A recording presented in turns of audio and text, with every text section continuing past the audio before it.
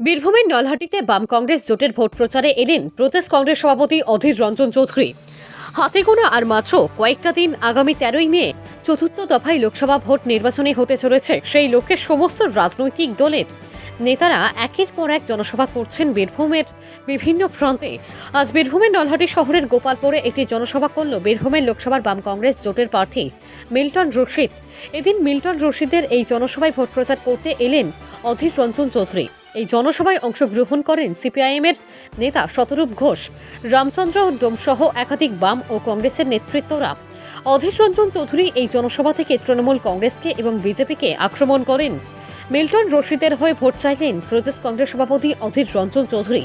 তিনি বলেন, মিল্টন খুব ভালো ছেলে, কাজের ছেলে, বহিরাগতদের ভোট না দিয়ে ঘরের ছেলেকে আপনারা ভোট দেবেন।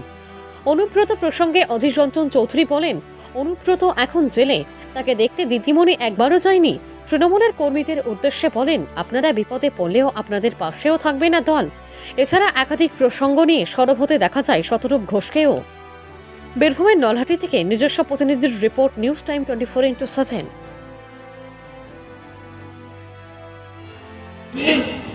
তার দলের লোকদের ঠিক রাখতে পারছেন না। তার কেসটা জেলে পড়ে আছে। কেসটার কি হবে কেউ জানে না। কেসটার কি হবে কেউ জানে না।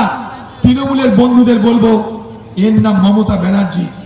যদি কেসটার এই হাল হয়, দিদির দালালি করতে গিয়ে, তোমরা দালালি করতে গেলে তোমাদের কি হবে?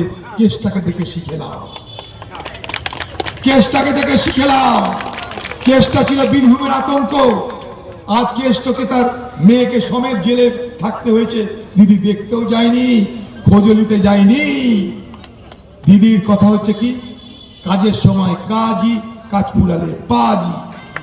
ইউজ অ্যান্ড থ্রো, ব্যবহার করো, ছুঁড়ে ফেলে দাও। কেসটা যে দিদির আর মাথা ব্যথা নাই।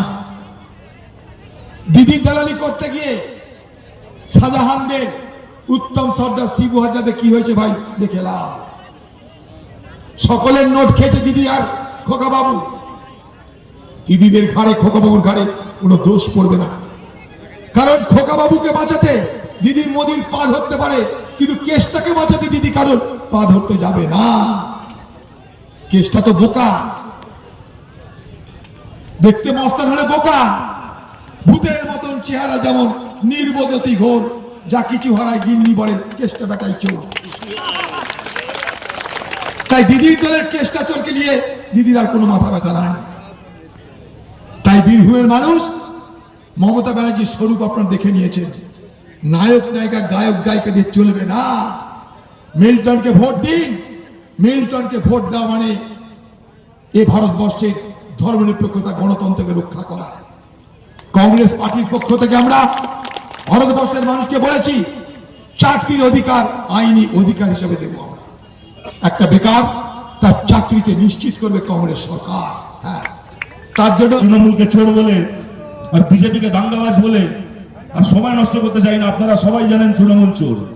তৃণমূলের এখন এমন অবস্থা, তৃণমূল নেতাগুলোর, ওদের বাড়ির লোকেরাও জানে না ওদের বাড়িতে শেষ কোন আসবাবটা মাইনের টাকায় কেনা হয়েছে। কিন্তু আমি আপনাদের বলছি, আমাদেরকে আপনারা জেতান, মিল্টনদাকে এখান থেকে জিতিয়ে আপনারা পাঠান।